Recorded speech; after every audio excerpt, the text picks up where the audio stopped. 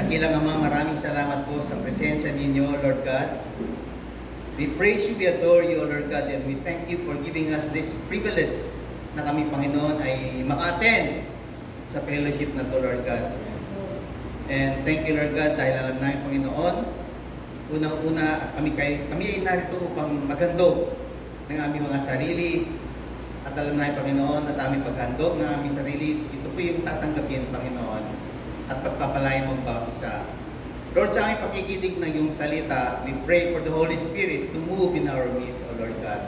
Open our spiritual eyes, open our spiritual minds, O God, and even our hearts, O Lord, that as we listen to your word, you will speak to us individually. Bless this preaching, O God, and bless our time. And as we celebrate later, Lord God, yung breaking of the bread, may we praise you, glorify you in this ritual, Lord God. Thank you in His name we pray. Amen. So, sa mga bago na kasama namin ngayon, malapit na po namin matapos ang aklat ng Roma. Yung Romans chapter 1 to Romans chapter 15, yun po yung literal na sulat ni Pablo, at yung Romans 16 ay PS, pahabol. Parang siguro ginaya ng mga Pilipino yung PS na sa sulat, di ba? Patapos na hindi mo makumpleto yung sinabi mo, nag-end ka na, pero ka ba pahabol? So sa Romans chapter 1 to 11, it is the portion of the Bible that sets forth in logical and theological terms. Kaya nga po, doktrina talaga ang aklat ng Roma.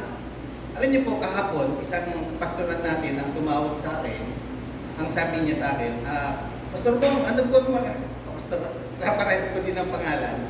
Sabi niya, ano bang magandang ituro sa iglesia na mag-empower ng mga kapatiran? Eh, sabi ko, tamang-tama naman kasi napag-aralan natin mabuti ang aklat ng Roma. Ako na, aminin ko, kung hindi siguro ako nagpipreach ng Romans, ay hindi ko talaga alam yung mga ibang nasusulat. Even the word Sabbath, hindi ba? Hindi dineclare sa Bible na alam na natin na ang lahat ng araw ay mahalaga. Walang specific day na pinapatungkol sa pag-aaraw ng pagsamba. So, ito po yung doktrina na yung Romans chapter 1 to 11 ay diniscuss ang justification by grace through faith. So, kung tayo po ay narito mula sa umpisa ng Romans chapter 1, talagang isinalaysay doon, word for word, kung paano ang bawat isa ay ma-justify. We are not justified by works. We are only justified by grace, and that is through faith in Christ. Ito po ay isang katuruan na naghihiwalay o that separates from other religion. This is the teaching of God's grace. His undeserved love. Kaya nga yung grace ay undeserved love. We are sinners and don't deserve God's love. But He gives it to us anyway. We don't need to do good things in order to earn eternal life.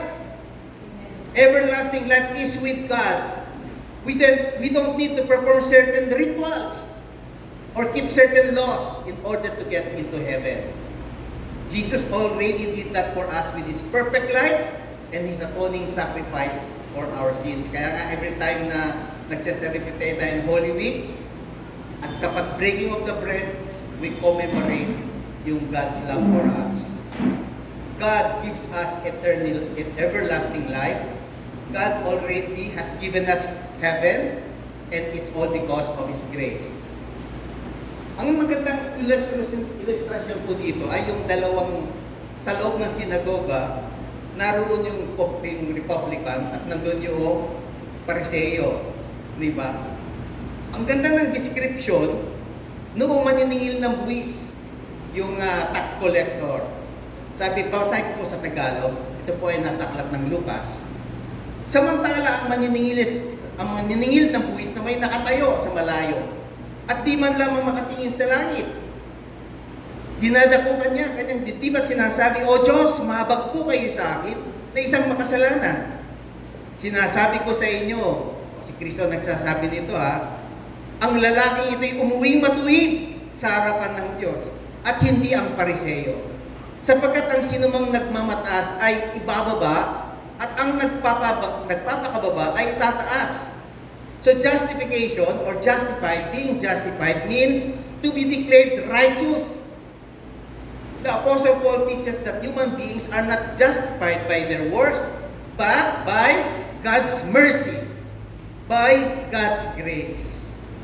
Napakaganda po yung sinabi sa Titus. Babasahin ko po. Kasi kailangan mabasa natin at marinig natin ang salita ng Diyos. Ngunit nang mahayag ang kabutihan at pag-ibig ng Diyos na ating tagapagligtas, iniligtas niya tayo hindi dahil sa ating mabubuting gawa, kundi dahil sa kanyang habag sa atin. Tayo iniligtas niya sa pamamagitan ng Espiritu Santo na naghugas sa atin upang tayo'y ipanganak na muli at magkaroon ng bagong buhay. Verse 8, masaganang ipinagkaloob ng Diyos sa atin ang Espiritu Santo sa pamamagitan ng ating tagapagligtas na si Jesucristo. Verse 7, upang tayo gawing matuwid sa pamamagitan ng kanyang kagandahang loob at tayo maging tagapagmana ng inaasahan nating buhay na walang hanggan. Mapagkakatiwalaan ang aral nito. Kaya ang nais ko'y buong tsagam, ituro ito sa mga nananalig sa Diyos upang ilaan nila ang kanilang sarili sa paggawa ng mabuti na siyang karapat-dapat at kapakipakinabang sa mga tao. Kaya kami po mga pastor sa GICC ay hindi magsasawang ituro ang gospel. Ano yung responsibilidad natin na tayo ngayon ay justified? Una, we have to humble ourselves in faith before God. Tayo ay magpakumbaba. Repent of our sin and plead for His mercy and forgiveness. Yung Pariseo na tinutukoy sa Lucas kanina, sabi rito, he may not have been an extortioner. He may not have been an unjust or an adulterer. Or he may not have overtly or hayagang makasalanan na katulad ng tax collector. At siya ay nag-aayuno at nagbibigay with greater dedication than most. But none of his good works could justify him. Sino umuwi na pinagpala? Yung nagpapakumbaba. Kaya sabi sa Romans 3, 27-28, kaya ano ngayon ang ating may pagmamalaki? Wala. At bakit naman tayo magmamalaki? Dahil ba sa ating pagsunod sa kautusan? Hindi kundi dahil sa ating pananampalataya kay Kristo. Kung gayon, maliwanag na sa pamamagitan ng pananampalataya, itinuturing na matuwid ang tao at hindi sa pamamagitan ng pagtupad sa kautusan. Part 1 po yun ng introduction. Ngayon po sa part 2. So yung remainder po ng Romans yung natitira, yung Romans chapter 12 hanggang Romans chapter 16, ay pinaliwanag sa atin kung ano yung mga pagbabago na dapat makita sa buhay natin. Kung sinasabi mong ikaw ay justified, ano yung mga sumusunod na dito? Ano yung testimony mo na dapat nakikita sa iyong sarili? Kapag tinanggap mo when you have accepted the first 11 chapters of the book of Romans na totoo sa buhay mo, dapat ito yung makikita sa iyong sarili. So, since we have been justified by grace through faith, here is how we should then live. So, after we have been justified, so pwede mo nang sabihin na, ikaw ay ligtas na. Tingnan niyo kung paano sinimulan ni Pablo ang chapter 12. Sabi niya, therefore I urge you brothers in view of God's mercy to offer your bodies as living sacrifices, holy and pleasing to God. So this is your spiritual act of worship. Do not conform any longer to the pattern of this world, but be transformed by the renewing of your mind. Then you will be able to test and approve what God's will is, His good, pleasing, and perfect will. So after ng Romans chapter 1 hanggang chapter 11, dito pa lang sinasabi sa atin na ating i-dedicate ang ating buhay. Hindi yung patay na buhay, kundi living sacrifices. So yung chapter 12 verse 1 and 2, ito yung link para sa susunod na sa Romans chapter 13, 14, 15 hanggang 16. Slide po number 1. So ito po yung Romans chapter 12. It deals with 3 of these changes. Habang binabasa ko po ito, hinahanap ko yung sarili ko. Totoo ba ito sa aking buhay? Ano yung una? A life of giftedness.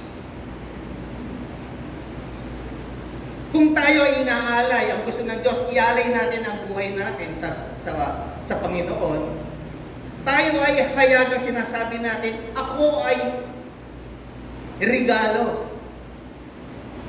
Ikaw ba isang regalo sa Panginoon? Our very self-image is now based on the fact that as new Christians, we have a new reason for living.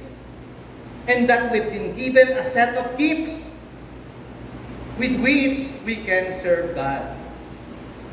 Nakakatuwa na yung mga kabataan ay tumatayo rito at sila ay nagpapagamit sa Panginoon. So si Paul, sinamarize niya yung mga spiritual gifts we have in 7 different categories. And he indicates that when our lives are transformed by grace through faith, we become gifted people.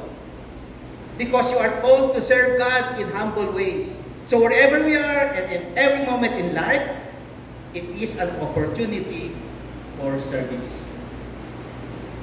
So ang buhay ko ba ay isang regalo? Kung ang buhay mo ay isang regalo, kanino mo ito iaalay? Kanino ka bumabahon?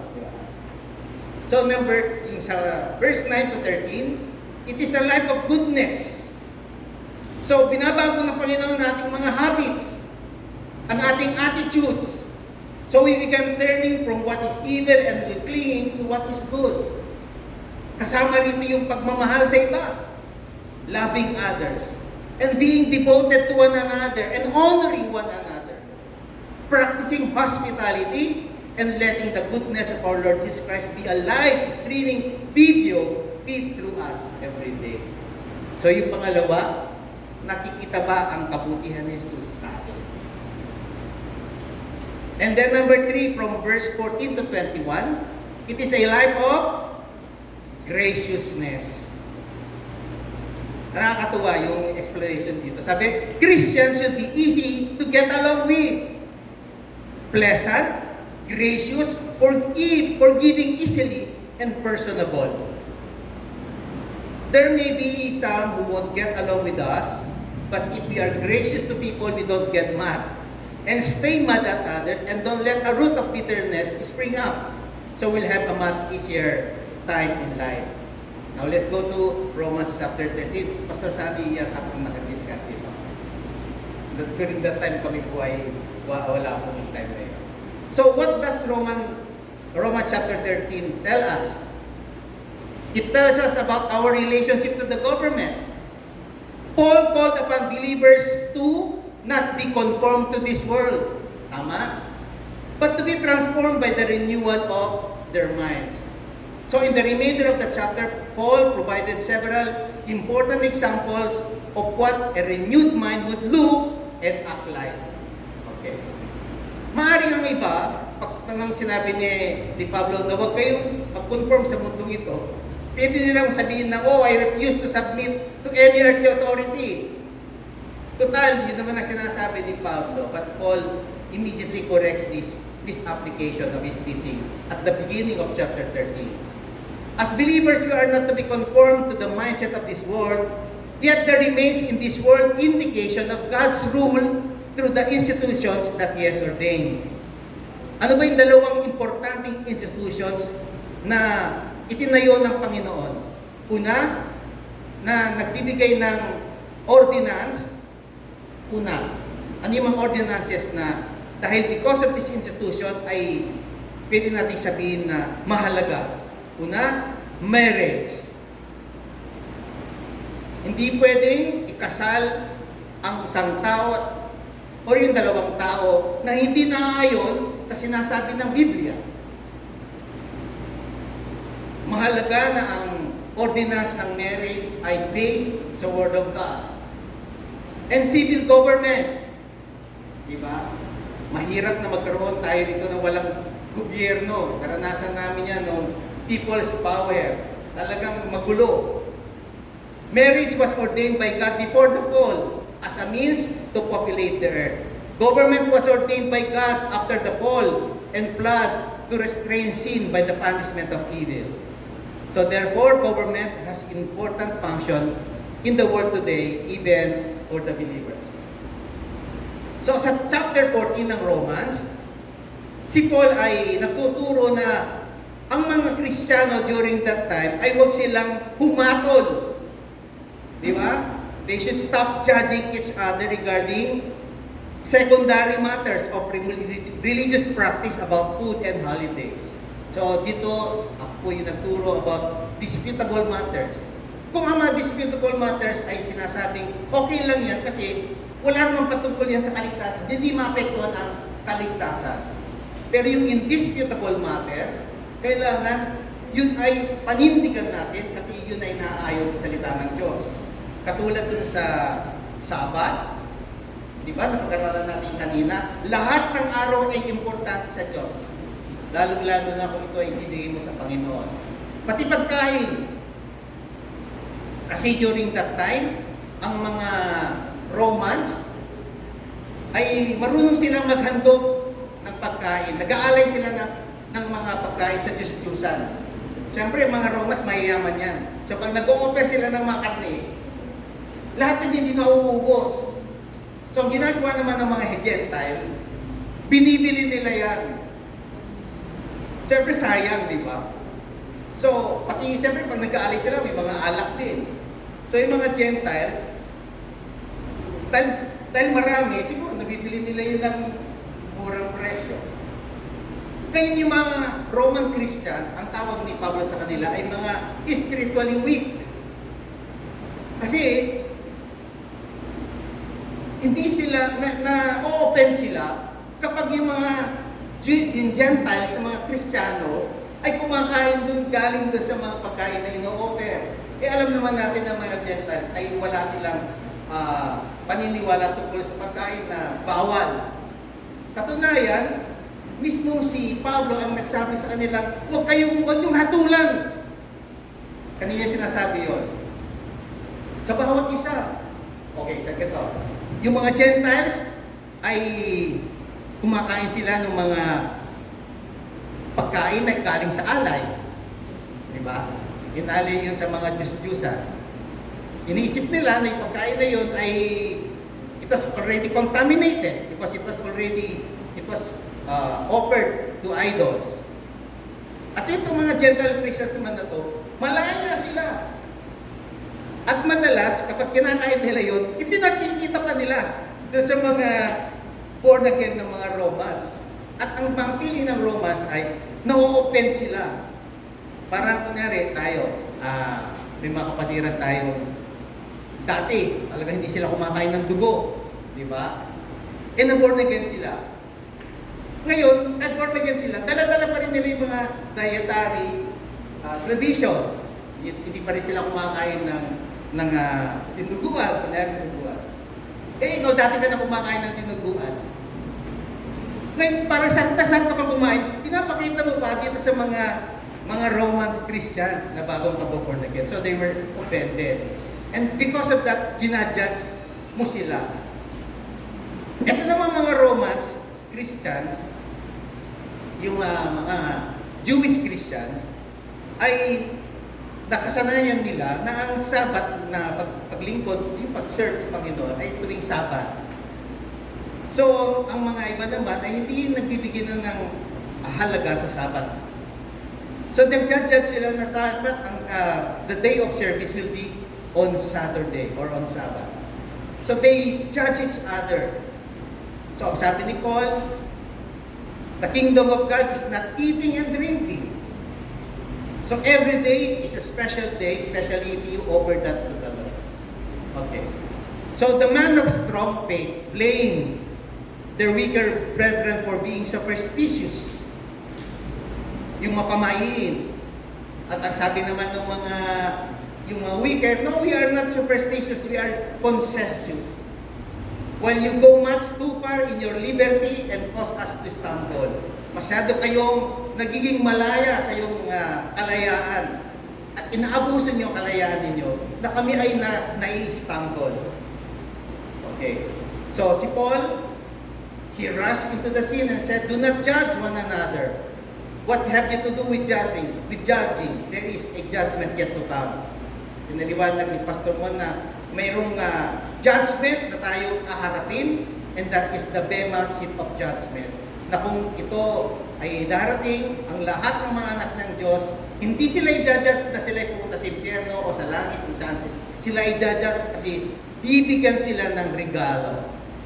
We shall have to give an account, each man for his own actions, for his own thoughts, for his own words, for his own intention, because you will receive reward. Okay, so that is Romans 14. Now let's proceed to Romans chapter 15. Yung Romans chapter 15, ang share ko ay yung Romans 15 to 22 to 33. Babasahin ko po siya. Pwede po ba tayong tumayo ulit? At salitan po natin basahin. Okay. Yan po yung sa Romans chapter 15 from verse 22 to 23. Marami pong authors ang nagkaroon ng title sa kanilang preaching. Ang isa po rito yung living according to the will of God, doing the will of God, and serving according to the will of God. Okay, so simulan ko po.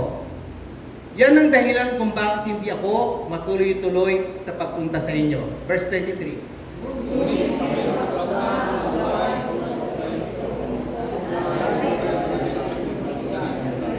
Verse 24, inaasahan kong magkikita-kita tayo pagdaan ko riyan papuntang Espanya. Inaasahan ko rin ako itutulungan yung makarating doon matapos nating magkasama-sama ng sandaling panahon. Verse 25,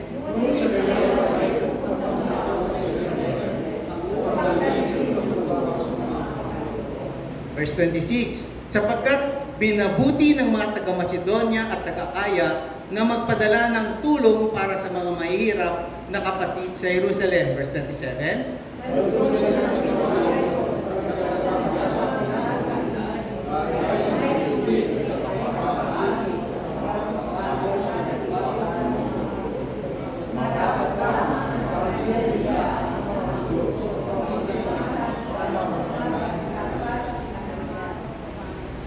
okay, verse 28. Kaya't pagkabigay ko ng nasabing tulong sa mga kapatid sa Jerusalem, daraan ako riyan pagpunta ko sa Espanya.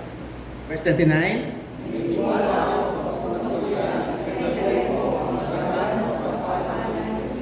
Verse 30, mga kapatid, nakikiusap ako sa inyo alang-alang sa ating Panginoong Jesucristo at sa pag-ibig ng Espiritu, tulungan ninyo ako sa pamamagitan ng iyong taimtim na pananalangin para sa akin. Verse 31.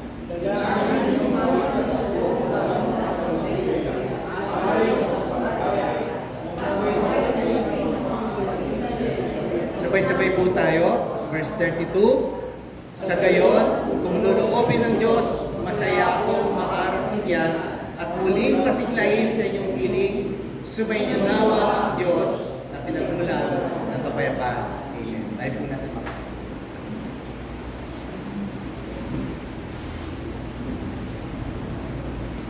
So, yung po kanina, sabi po, ang title nito ay Living According to the Will of God. So, we are called to honor God in our lives. We are called to live according to His will. We are called to live and know and understand His Word and apply the lessons we learn from the Word of God. We are called to follow Jesus in all things. Maring sa bawat isa po natin, bawat isa sa atin, we have a personal will of God. So yung will mo ay kakaiba sa will ng kapatid ninyo. Okay. So in verses 22 and 24, it tells us what Paul wanted to do. Sabi doon, yan ang dahilan kung bakit hindi ako matuloy-tuloy sa pagpunta sa inyo. Ngunit ngayong tapos na ang gawain ko sa lupa ito, dahil matagal ko na rin gusto pumunta riyan, inaasahan kong magkikita-kita tayo pagdaan ko riyan. So ibig sabihin, ninanais ni Pablo na pumunta siya sa Roma kasi nasa Corinto siya. Ang sulat po na ito ay isinulat niya nung siya po ay nasa Corinth. So, kung titingnan natin, ano yung dahilan? Sabi niya kasi, yan ang dahilan. So, yung Romans 15, 18 to 21, katulad ng prinis ni Pastor Kevin nung nakarang linggo, basahin ko po sa inyo, sabi niya rito, wala akong pinapangahasang ipagmalaki kundi ang ginawa ni Kristo upang maakit ang mga hentil na sumunod sa Diyos sa pamamagitan ng aking mga salita at gawa. Sa tulong ng mga himala at mga kababalaghan at sa pamamagitan ng kapangyarihan ng Espiritu ng Diyos. Ito po yung dahilan. Kaya mula sa Jerusalem hanggang sa Illyricum, ipinangaral ko ang magandang balita tungkol kay Kristo. Ang hangad ko'y ipangaral ito sa mga lugar na hindi pa nakikilala si Kristo upang hindi ako magtayo sa pundasyon ng iba. Ito po yung dahilan kung bakit hindi pa siya nakakapunta sa Roma kasi siya ay busy sa pagtuturo. Busy siya sa pupunta sa mga lugar na hindi pa nakikilala si Kristo. So this is the reason why Paul is often hindered from coming to Rome for the Roman Christians. Ito yung kanyang, I have desired to come and see you. So this is what he wants to do. Pero lang, there are things that he needed to do. May pagkakaiba yung what he wants to do and what he needs to do. So ito naman yung ito yung laman ng puso ni Pablo para sa mga Kristiyano sa Rome. Ito po ay sa Romans chapter 1 verses 9 to 15. Ito yung nilalaman ng puso ni Pablo para sa mga Romans Christian. Basahin ko po sa inyo. Saksi ko ang Diyos na pinaglilingkuran ko ng buong puso sa pamamagitan ng aking pangangaral ng magandang balita tungkol sa kanyang anak. Grabe no? Because of his service, kailangan niya pang sabihin na, saksi ko ang Diyos. Hindi ako nagsisinungaling. Na ang laman ng aking puso ay ang mangaral ng magandang balita tungkol sa kanyang anak. At ano pa yung laman ng kanyang puso? Na lagi mo kayong itinadalangin. Lagi mong hinihiling na loobin nawa ng Diyos na sa wakas, matuloy din ang pagpunta ko riyan. Nananabik ako makita kayo upang mamahagi sa inyo ng mga kaloob ng Espiritu sa ikatatatag ninyo. Ang ibig kong sabihin upang magkatulungan tayo sa ikalalakas ng bawat isa sa atin sa pamamagitan ng ating pananalig sa Diyos. Verse 13, tingnan niyo yung intensity ng kanyang desire to go to Rome. Mga kapatid, nais kong malaman nyo na ilang ulit ko nang binalak na pumunta riyan. Ngunit laging may nagiging hadlang. Nais ko rin makahikayat dyan ang mga sasampalataya kay Kristo tulad ng nagawa ko na sa ibang mga hindi. Verse 14, tingnan po ninyo. May pananagutan ako sa lahat ng mga tao, sa mga sibilisado man o hindi, sa marurunong at sa mga mangmang. Kaya nga nais ko rin ipangaral dyan sa Roma, ang alin, ang magandang balita. Ano po bang laman ng puso natin kung si Paulo ito ang laman ng kanyang puso? Nais niyang ipangaral ang magandang balita. Paul was too busy fulfilling God's call on his life. Ito ba yung demonyo? Was it the devil hindering Paul from coming to Rome? The text doesn't say about satanic opposition, though Paul faced that everywhere he went. So what is Paul prevented? So what is it that prevented Paul from doing what he wanted to do? It was the call on his life.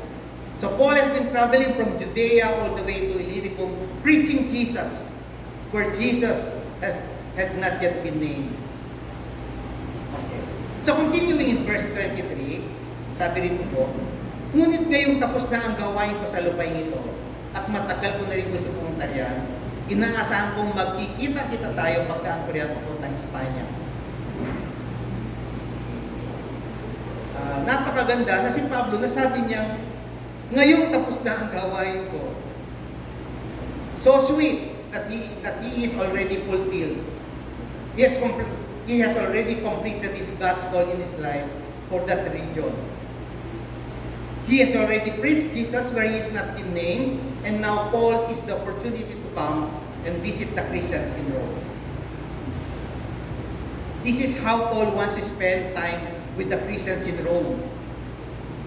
Sabi rito sa verse 24 ng Romans, chapter 15, sabi niya, I hope to see you in passing as I go to Spain, and to be helped on my journey there by you, once I have enjoyed your company for a while. Sige po, next slide. Yun po, balik mo. Ayun. So sa verse 24, sinabi doon yung, once I had enjoyed your company for a while. Yan ang yung nanais niya. Sabi niya, it literally means once, sabi po ito, once I am already filled up by you. Na ito po yung reality na kapag tayo po ay magkakasama-sama as Christian brothers and sisters, ito yung nais ni Pablo na yung salitang I am already filled up by you, nai-enjoy ko yung company mo.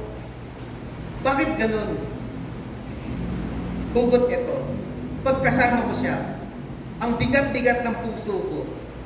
At kung iiwan ko na siya, parang pagod na pagod ako. Hindi ako nabibless kapag kasama ko siya. At yung pakiramdam ko parang pagod na pagod ako. Exhausted ka. And finally, every time I am with him, I don't feel encouraged. Ang ninanais ni Pablo, kapag siya ay napunta sa Rome, kapiling ang kanyang mga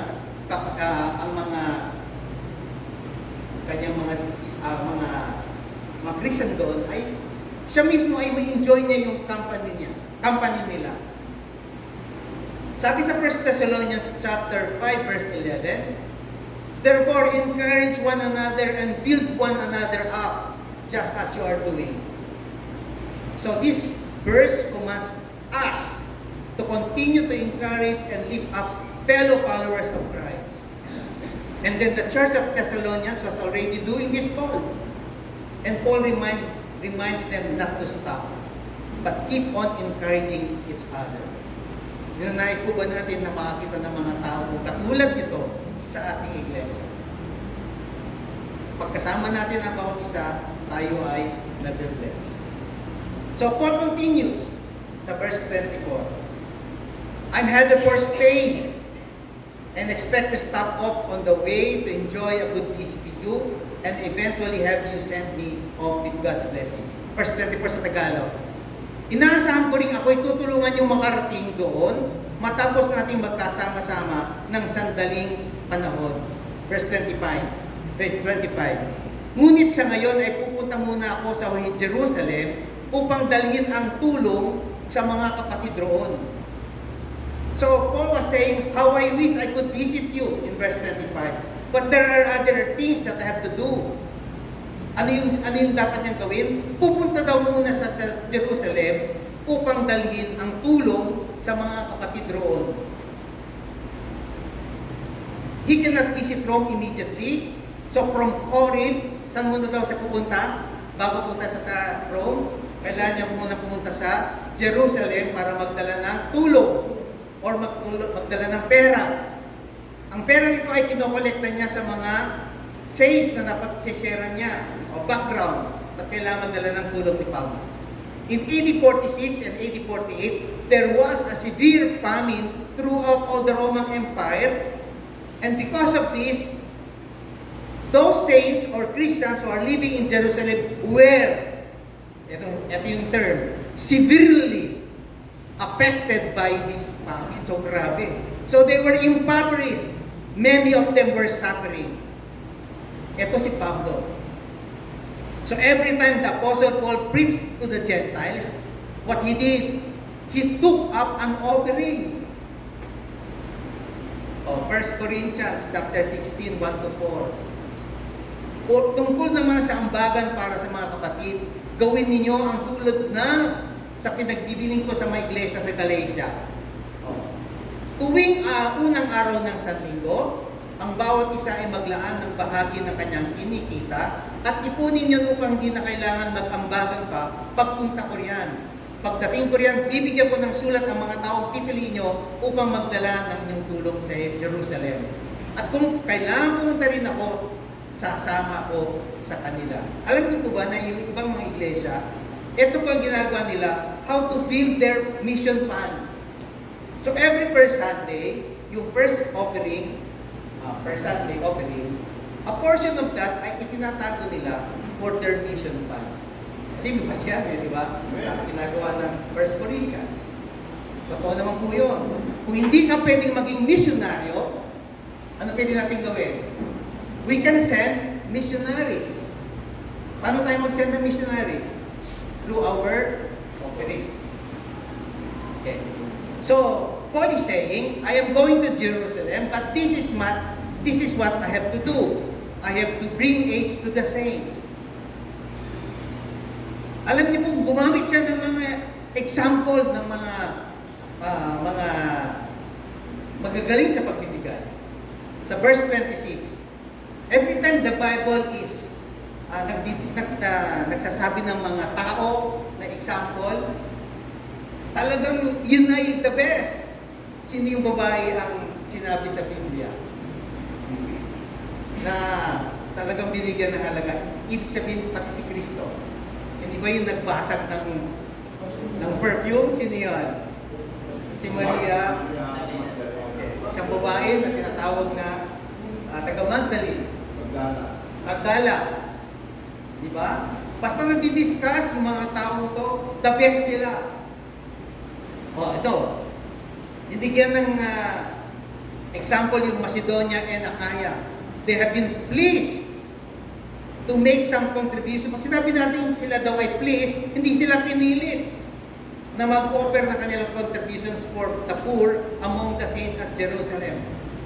Sa verse 26, sabi ni Pablo, sapagkat minabuti ng mga taga-Macedonia at taga-Achaia na magpadala ng tulong para sa mga mahihirap na kapatid sa Jerusalem.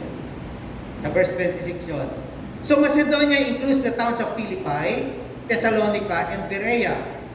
So the letter to the Philippians and 2 Thessalonians, where those letters are written, and Paul says for Macedonia and Achaia. Achaia includes the important regions in Athens and Corinth. Verse 20, for they were pleased to do it, sa verse 27, and indeed they owe it to them. So, the words have been pleased, makes it clear that the contribution was voluntary and given joyfully. So, hindi sila pinilit, kundi talagang voluntary na lang ginagawa ito at mayroong kasiyahan sa kanilang mga puso. So, this is likely the same offering mentioned by Paul in 2 Corinthians chapter 8 and chapter 9. Paul admonishes the Corinthian church to have the offering they have pledged to give to help those suffering persecution in Jerusalem, saying, Achaia has been prepared since last year pa to give.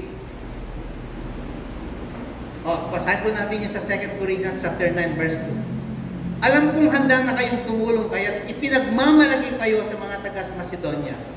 Ang sabi ko'y handa na kayong mga taga-Achaia noong pang nakaraang taon. At dahil dito lalo silang sumigla sa pagtulong.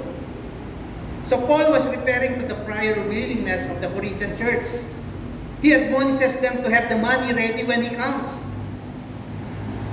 So while Paul's primary mission was to take the gospel to the Gentiles in places where churches were not yet established, he still valued caring for those who are already believers. May magandang example nga ako dito, sabi niya yan. Isang pastor talaga yung nagpipreach. Kahit saan siya pumunta, talagang gumagastos siya at nagpipreach siya. Pag nilapitan daw siya ng isang member, sabi, Pastor, wala po kami iluluto. Ang puso niya, hindi lang talaga sa pangangaral. Minsan yung huling pera niya, ay ibinibigay pa niya. Yun daw ang puso ng isang pastor. Nagsishare ng Word of God at tumutulong. Kaya tulungan po natin yung mga pastor natin. Di ba pag may lumapit sa'yo at sinabi, Pastor, wala po kami kakainin. Alam, sabihin mo, sige po, pagpe-pray kita. Di ba? Ganun kalaki ang puso ng isang pastor.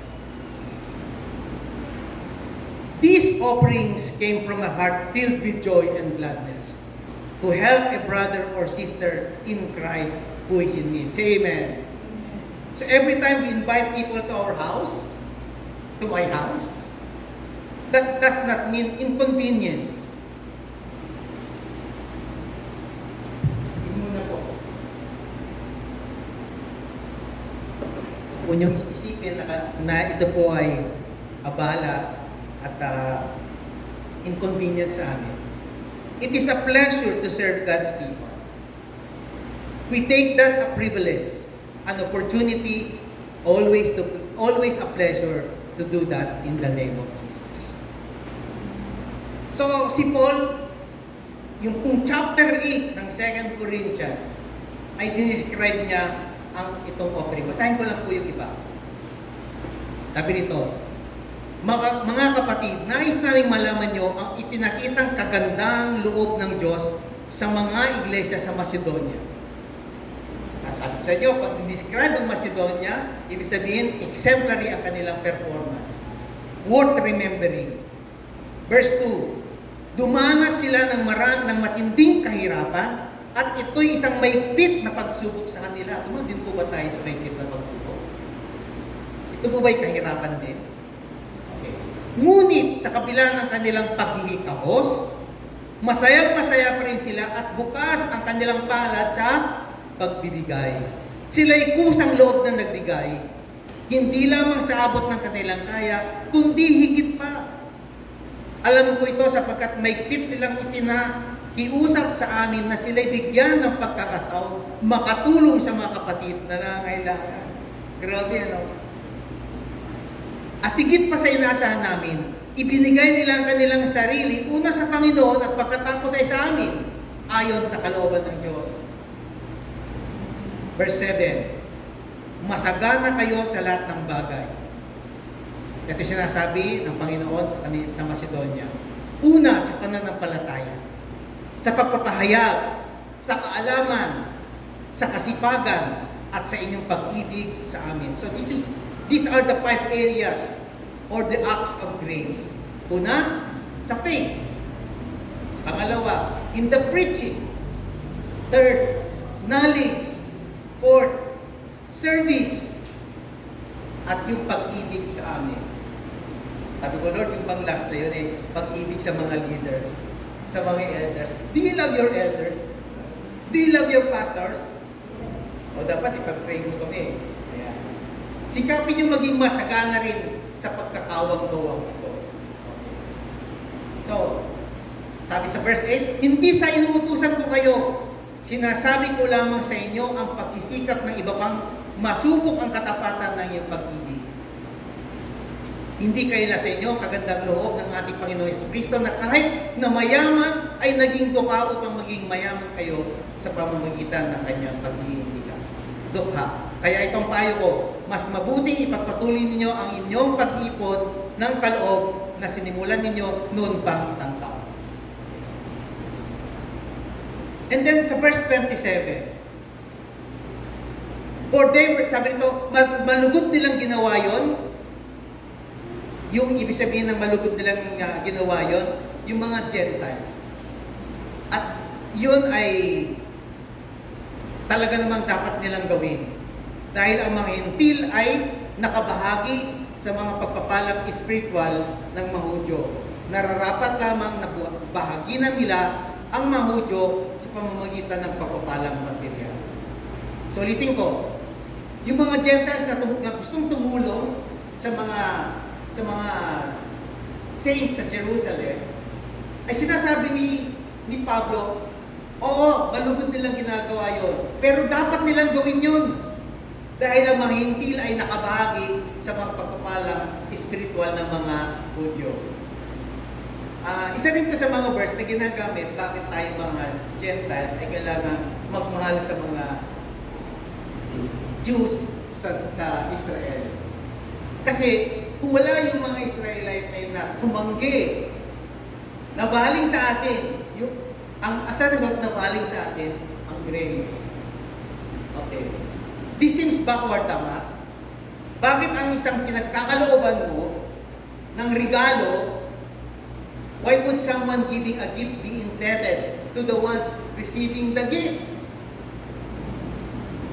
Because the Gentiles have been given the spiritual blessings of the Jews through faith in Christ. Gentiles and Jews are saved and share in all of the spiritual blessings. But those blessings came through the Jews. Tingnan natin po yung image. Meron itong kinopen. Sabi po dito, sa Romans chapter 11, Paul uses the image of a branch being grafted into a tree as a picture of the Gentiles taking part of the blessings of God through the Jews. Okay. So, and if some of the branches were broken off, and you, being a wild olive tree, were grafted, tayo yung grafted dito, in among them, and with them became a partakers of the root and fatness of the olive tree. So, hindi tayo pwedeng magmalaki. Kasi ang sinasabi, hindi naman yung ito ang sumusuporta sa puno. Anong sumusuporta sa puno? Yung ugat. Oh. So, Jesus Christ is the root. He is the tree. We are just grafted. So, tayo mga Hentil ay nakinabang sa spiritual things. As a matter of fact, ang tawag nga sa atin dito ay spiritual Israelites. So yung mga Hentil, dahil nakinabang sila ay gustong tumulong. Alam niyo, si Pastor Ed Lapis, lagi ko ito natatandaan, lagi niya sinabi. Every time daw meron naglalakad siya sa church nila, laging sinasabi ng mga members, Pastor Ed, blessed kami sa iyo. Every time na totoo naman, pag kami ni wife ko na nakikinig sa kanya every morning, talagang nakaka-bless. At saka ako pag nag-drive ako paghapon sa DCS. Ito sasabihin ni Pastor Ed. Lagi na lang kayo nabibless sa akin eh. Hindi naman niyo ako bless. Kayo ba'y nabibless sa service natin? Sa ating service. Dito sa fellowship. Pag nabibless kayo, i-bless nyo rin ang church. Hindi ba? Lagi na lang kayo ang nabibless. Tama ba si Ed Lapis? Correct. Malapit ang birthday ni Pastor Sandy. Okay. And Paul continues in verse 28. Therefore I have completed this and have delivered to them what has been collected, I will leave for Spain by way of you. I know that when I come to you, I will come in the fullness of the blessing of Christ. Okay. So, malalaman natin mamaya, si Pablo ba ay nakarating sa Rome. Okay. So, meron pong parte po ng preaching ng chapter 15 na I call it part 2. Kasi hindi siya, kumbaga parang iba yung ugnay niya dun sa pangalawa. So, I call this part 2. So, yung part 1 speaks of the plans, kaya lang ano yung bagay na naghahadlang kay Pablo para makapunta sa Rome. Ngayon, ito. So, sa Romans chapter 15 to 30 to 33, this is what I call part 2 kasi iba naman siya. Tingnan niyo po. Okay. So, basahin ko na po. Mga kapatid, nakikiusap ako sa inyo alang-alang sa ating Panginoong Kristo at sa pag-ibig ng Espiritu, tulungan ninyo ako sa pamamagitan ng iyong taimtim na pananalangin para sa akin. Idalangin ninyong maligtas ako mula sa taga-Judea na ayaw sumampalataya at naway tanggapin ng mga kapatid sa Jerusalem ang paglilingkod ko para sa kanila. Sa gayon, kung loloobin ng Diyos, masaya akong makarating dyan at muling pasiglayin sa inyong piling. Sumainyo nawang Diyos na pinagmumulan ng kapayapaan. Amen. So we can safely say that the life that the Apostle lived was a life far beyond we could expect from anyone. Isang description sa kanya, he lived the life of 20 men and also he lived the life of 30 men. Bakit? Paul was a missionary. He was an evangelist. He was a preacher. He was a teacher. He was an author. He was a church planter. He was a statesman. He was a discipler. He was a prayer warrior. He was an interim pastor. Parang yung interim pastor, ikaw muna, pag meron ng pastor, yun na mag-stay. And he was a defender of the faith. Napagod ako nung sinabi ko sunod-sunod na yun. All of those lines intersect in the person of Paul. And we could say there is no explanation that one man could be all those things except God was at work in his life. Hindi magagawa ni Pablo ang lahat ng yon kung hindi ang Diyos ang siyang nabubuhay sa kanya. It wasn't really Paul who was producing this. It was God in Paul who was producing this. And the only explanation for Paul to be able to do this, all of this, is prayer. Ano yung sinasabi ko sa verse 30? Sa pamamagitan, basahin nga po natin, sa pamamagitan ng inyong taimtim na pananalangin para sa akin. So there is one instance that Paul in his letter to the Ephesians asked the church to pray for him. Sabi po rito, manalangin kayo sa Church of Ephesus. Sabi po rito sabi ni Pablo sa mga Christians sa Ephesus, manalangin kayo sa lahat ng pagkakataon, humiling at sumamo sa patnubay ng Espiritu. Lagi kayong maging handa at patuloy na ipanalangin ang lahat ng hinirang ng Diyos. Ipanalangin din niyong ako'y pagkalooban ng wastong pananalita upang tapang kong may pahayag. So Paul is saying, I need boldness to proclaim the mystery of the gospel. So tingnan niyo po, si Pablo kailangan niya ng boldness. So sabi nito, if the Apostle Paul needs prayers so that he would become bold to proclaim the gospel, how much more or how much are we children of God? And in verse 20, he continues, dahil sa magandang balitang ito, ako'y isinugo at ngayon nakabilanggo, kaya't ipinalangin yung may pahayag ko ito ng buong tapang gaya ng nararapat. Siya ba ay in-answer ng Panginoon? Paul was very bold in proclaiming the gospel wherever he went because of that prayer. And in Colossians chapter 4 verse 3, Paul said, sa Church of Colossus naman to, sabi nito, pray for us that God may open a door for our message so that we may proclaim the mystery of Christ. So not only boldness, Paul was asking even a new door for the gospel to be proclaimed. O sa church naman ng Thessalonica, sabi rito, brothers and sisters, pray for us. Sa second, inulit na naman sa kanyang pangalawang sulat. Sabi rito, as for other matters, brothers and sisters, pray for us that the message of the Lord may spread rapidly and be honored, just as it was with you. Mga kapatid, bilang pagtatapos, ipanalangin niyo kami upang ang salita ng Panginoon ay mabilis na lumaganap at parangalan ang lahat tulad ng ginawa niyo. So in all of these verses, Paul repeatedly asked the congregations to pray for him. It is a sign of Paul's humility. Every time nababasa ko ito, naalala ko si Sister sa kanyang sinasabi, bakit na kailangan manalangin ng mga anak ng Diyos sapagkat ito ay pinapakita natin na we are dependent upon God. It is a humbling act when we pray. This means that Apostle Paul is dependent upon the Lord to carry out his ministry. So when we pray to God, we recognize that God must work in a way that only God can work. So yung Romans chapter 15 from verses 30 to 33, kasi yan po yung parte. Slide po. Okay.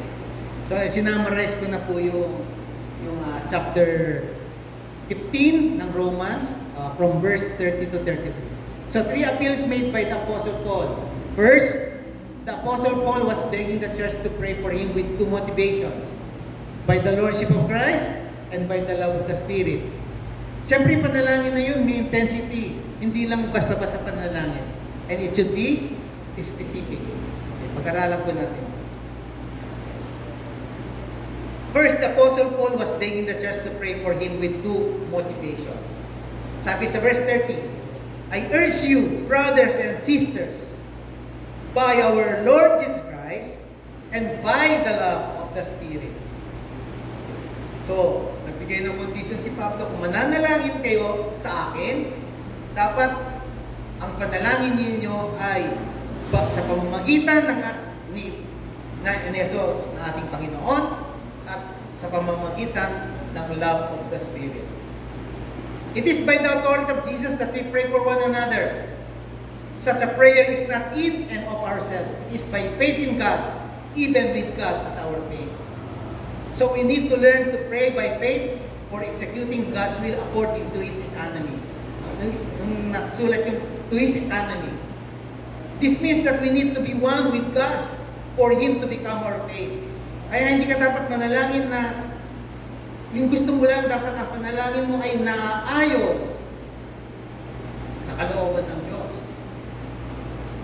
So when we pray according to God's will, we need to believe that we have already received and that what we have asked for. We know and have the assurance that once we have received, that we prayed for because we prayed it according to His will.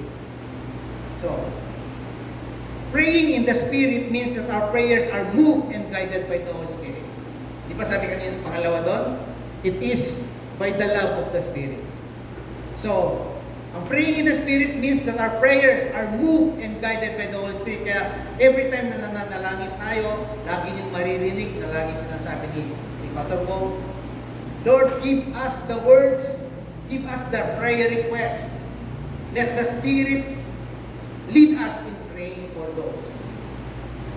Kasi pag hindi according to the Spirit, hindi pakikinggan ng Diyos. So, praying in the Spirit means that our prayers are moved and guided by the Holy Spirit. Si Paul, sinabi niya, pray for me by the love of the Spirit. So, this refers to the love the Spirit gives to us for one another. Romans chapter 5, verse 5. At hindi tayo binibigo ng pag-aasang ito sapagkat ang pag-ibig ng Diyos ay ibinuhos na sa ating mga puso sa pamamagitan ng Espiritu Santo na ipinagkaloob sa atin. So, rest assured that every time we pray through the Holy Spirit, we have the love of God. So, ang lahat ng panalangin natin ay siyempre galing sa pag-ibig. Kaya tatanggapin ng Diyos ng pag-ibig. Sapagkat sabi rito, hindi tayo bibiguin ng pag-asang ito sa pamamagitan ng pag-ibig ng Diyos na ibinuhos na sa ating mga puso sa pamamagitan ng Espiritu Santo na pinagkaloob sa atin. The Holy Spirit is the author and source of this love between brothers and sisters in Christ. Kaya kung ang kapatid mo at ikaw ay mayroong banal na Espiritu Santo, pwede kayong magdalaginan sa isa't isa. So the first appeal of the Apostle Paul teaches us that in everything, we must do it within the Lordship of Jesus Christ and the love of the Holy Spirit. Second, pakibasa nga po yung letter B.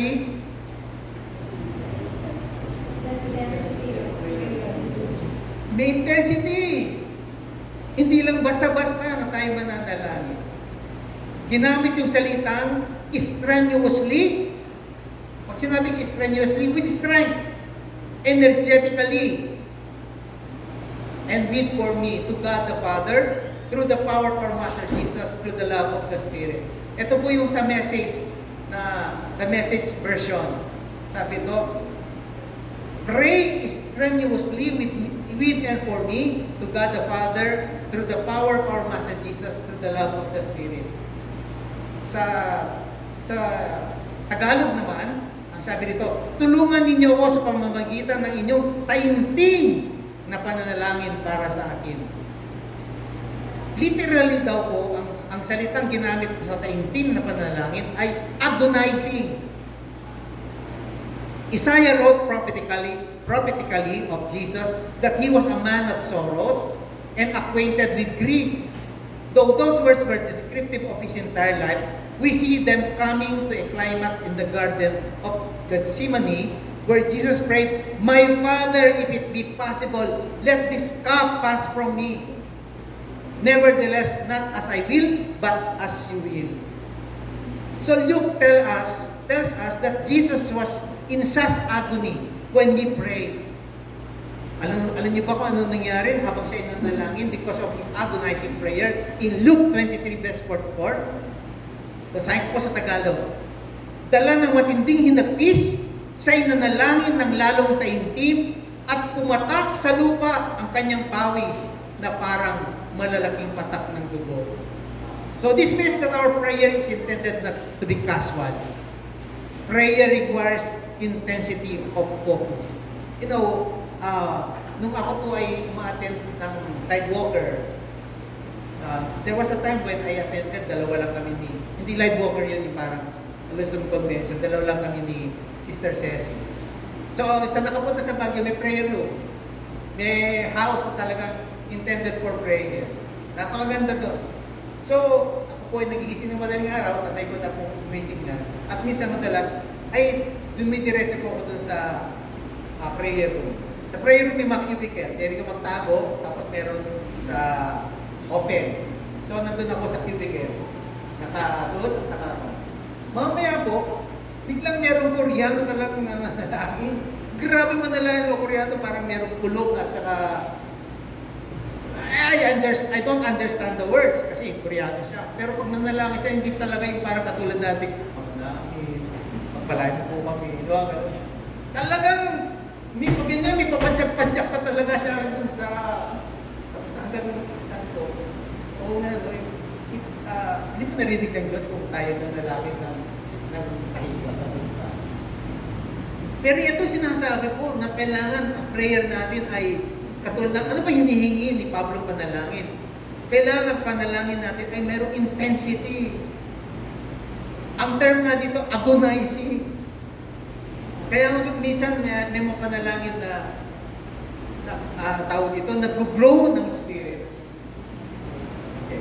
And then third, it should be specified. Sinabi yan, talagang in-specify ni Pablo yung kanyang mga prayer request. Sabi niya, be rescued from the unbelievers in Judea. Paul's service to Jerusalem be acceptable by the Judean believers. Ito yung offering ng mga Gentiles. Baka naman tanggapin di ba? And then to be able to go to Rome. Ayan. And to obtain rest. Isa-isahin po natin yan. Okay. Huwag po kayo malala, meron tayong pagkain mamaya. So the first one is rescue. That I may be rescued from the disobedient in Judea. Sino tinatawag niya mga disobedient sa Judea? So when Paul was writing this letter, he was in Corinth. Paul knows that as he sets foot in Judea, there is going to be an intensifying of spiritual warfare and animosity against him by unbelieving Jews. Because, so sino yung mga tinatawag niya disobedient? Mga unbelieving Jews. Because they feel that Paul has abandoned the faith and is now a Christian. Si Paul ay born again na. Hindi na siya Jew. Experience ba to? Ay, nung ako ay baby Christian, tapos nagkaroon kami ng crusade sa bayan ng Victoria. Ang mga kamag-anak ko talaga ay leader sa Roman Catholic Church. Tapos after ng successful school crusade, bigla kami tinawag dun sa yung kumbento. Sabi, yung leader doon ay uncle ko. PIF director yun, ganun sa Karam. Isa sa mga disipulo. So after nung Friday na concert namin, sa gabi kasi, di ba, pumarata sila, Friday ng alas 3. Nagkaroon kami ng concert. Thursday night, kasi bawal magingay ng Friday. Bilang itinawag doon, lahat sila parang nakasuot pa ng mga, yung nagpaparada, na may mga, para sila mga 12 disciples. Sabi ng uncle ko, hindi ka na Kristiyano. Dahil hindi ka na Katoliko. Nagbago ka na ng reliyon. I could relate. So si Paul, ang iniisip niya, pagpunta niya dun sa Rome, kakalabanin siya ng mga Jews na hindi pa nakakilala kay Kristo. So whenever Paul goes, Paul goes to the synagogue. Alam naman natin yan, pag pumunta sa synagogue, lagi niya pinipresent. Sino pinipresent niya? Jesus, the Messiah. Yun ang kanyang team. Because it is the fulfillment of the Old Testament. So every time na gagawin niya yun, there will always be a commotion, a disturbance. So in the book of Acts, nakita natin doon, Paul went to every town and there was uproar or chaos. Dahil nag-i-steam to ng opposition against him. So the disobedient, he referred to the non-Christian Jews. So alam niya na kapag siya nandun, he will be in danger. That's why he was asking for God's rescue. The prayer was answered. In Acts 21 and 22 and 23, and all the way to Acts 26, God kept him alive. And God kept opening doors. He was able to speak with boldness before Felix or Agrippa. Being arrested, God kept him alive. Okay? So second, he was praying for acceptance by yung kanyang service ay tanggapin ng mga saints sa Jerusalem. So his service for Jerusalem was the financial collection, the offering that he had gathered from the churches that he is personally taking to the believers in Jerusalem who are suffering financially. And so Paul, rather than just sending it to Jerusalem, gusto niya siya mismo personally ang magdala sa Rome. And so he says, now, pray this once you pray for my safety to get to Jerusalem, and while I am in Jerusalem, while I am bringing this gift will be acceptable. So, ba't kailangan ipanalangin yun? While Paul is in Jerusalem, many will be doubting on him. Di ba? Pag siya ay nagpunta sa Jerusalem, anong iisipin ng mga tao? Hindi totoo yan. Kasi nakita nila na yung ginawa ni Pablo dati, di ba? Ni Saul, yung dating Pablo. Siya yung nagpapatay, nagpapahirap. Ngayon magbibigay siya ng offering suhol. Di ba? So ang gusto niya ay tanggapin ito. Aniwalaan siya na hindi niya ito ginagawa, na ang kanyang motivation ay ang tumulong. So while Paul wants the Jewish Christians to accept his gifts, there is no strings attached. So there is no manipulation. He just want to be recognized by the believers. Okay. And so, he needs prayers that it will work both sides. Ito ba yung answer? Sa Acts 24 verse 17, after an absence of several years, I came to Jerusalem to bring my people gifts for the poor and to present offerings. Ilang taon akong nawala sa Jerusalem at nagbalik ko upang maghatid ng tulong sa mga kababayan ko at magandog sa Diyos. Verse 18, natapos ko nang tuparin ang paglilinis ayon sa kautusan at nag-aalay ako ng aking handog nang datna nila ako sa templo. Walang maraming tao ron at walang gulo. Okay.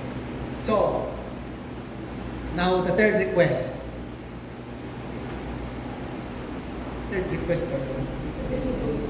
Okay. So that by God's will, I may come to you with joy and be refreshed in your company. Sa gayon, kung loloobin ng Diyos, masaya ako makakarating dyan at muling pasiglayin sa inyong piling.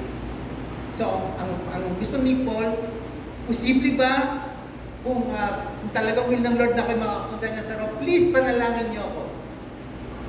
Ito ba'y nasagot? In Acts 28, when he was in prison in Rome, ibig sabihin nakarating siya, kaya lang nakulong siya. Alam niyo ba na napakaraming bagay na nagawa si Pablo habang siya ay nakakulong? He wrote 4 prison epistles. Ano yung 4 na epistles na yun?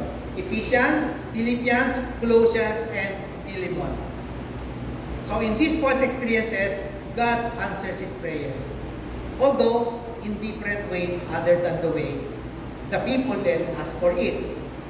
Alam niyo na sometimes God waits to answer our prayers because it asks us to make the right decision. Other times God requires us to patiently wait. The Apostle Paul says, despite of that, pray without ceasing. You are conversing with God. It is opening your heart to Him and sharing what matters most. Okay. Tapos dun sa fourth request, yung rest. Sabi niya po ito, so that I may come to you with joy, but by God's will, and in your company, be refreshed. Anong ginawa? Para daw makapunta daw siya doon at para daw siya ay makapagpahinga. Dahil talagang siya ba ay nakapagpahinga? Yes! He was in prison for 2 years. He was in chain. O pag ikaw nakapang chain, ikaw ay makakalabas pa? Hindi na. He was sitting in house arrest where he couldn't walk. He couldn't go anywhere, couldn't do anything, couldn't travel anywhere. God knew this is the best way to give him rest. Alam niyo, nung siya ay nasa...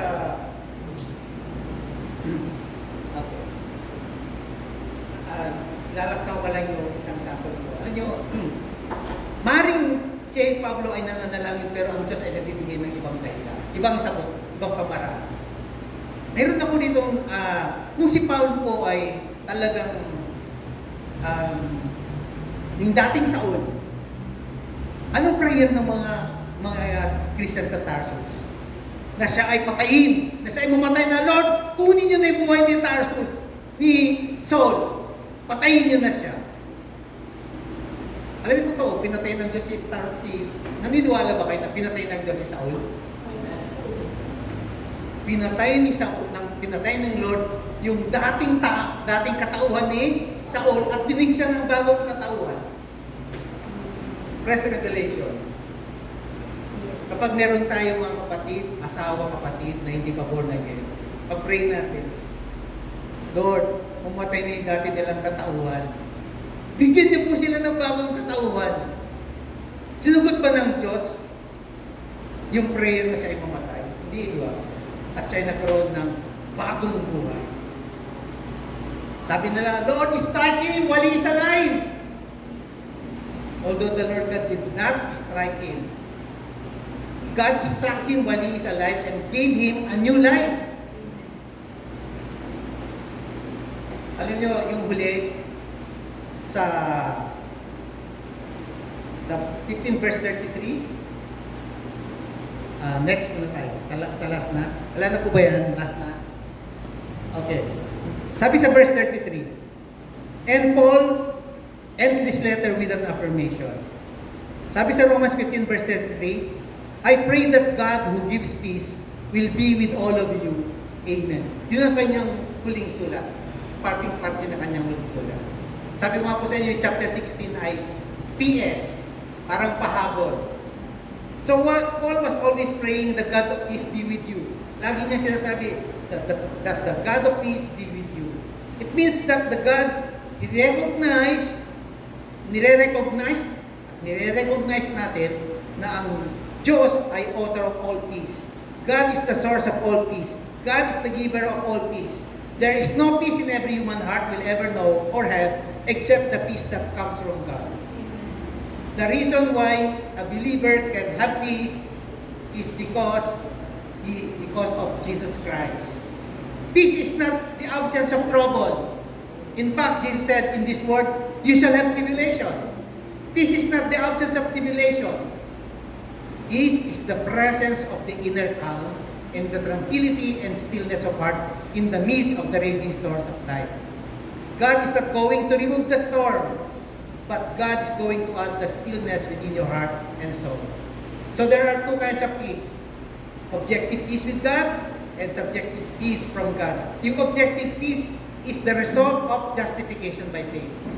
Yung subjective peace, it is the reality that God is in our heart and soul, which gives us peace.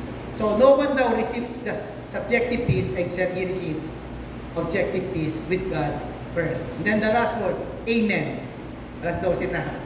Okay. Sabi rito, anong isipin ng Amen? It comes from the Hebrew word which means to be firm. So every time we say Amen, we say yes in Jesus' name. So it is a mighty force that is true in our lives. Okay. I'm not going to mind. Sana po meron po tayong natutuhan sa buhay ni Paul, being a servant of God. Lord, maraming salamat po sa pagpapala po ninyo sa aming buhay. Alam ko po, Panginoon, na kayo ay hindi po nagbabago noon. Kayo pa rin po ay pareha. You are the same today, yesterday, and forever. Lord God, tunay nga po na marami po kaming problema sa aming mga buhay. But we know, Lord God, you are our peace. Kayo po ang solusyon sa lahat ng problema namin and hindi po kayo laging late. Maraming salamat, Lord God, sa pagpapala.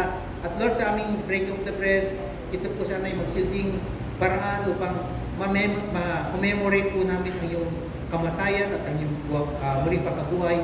At minsan pa, Lord God, iparamdam mo sa amin ang pagmamahal mo sa pamamagitan po ng aming breaking of the bread. We thank you and we bless you in Jesus' name. Amen.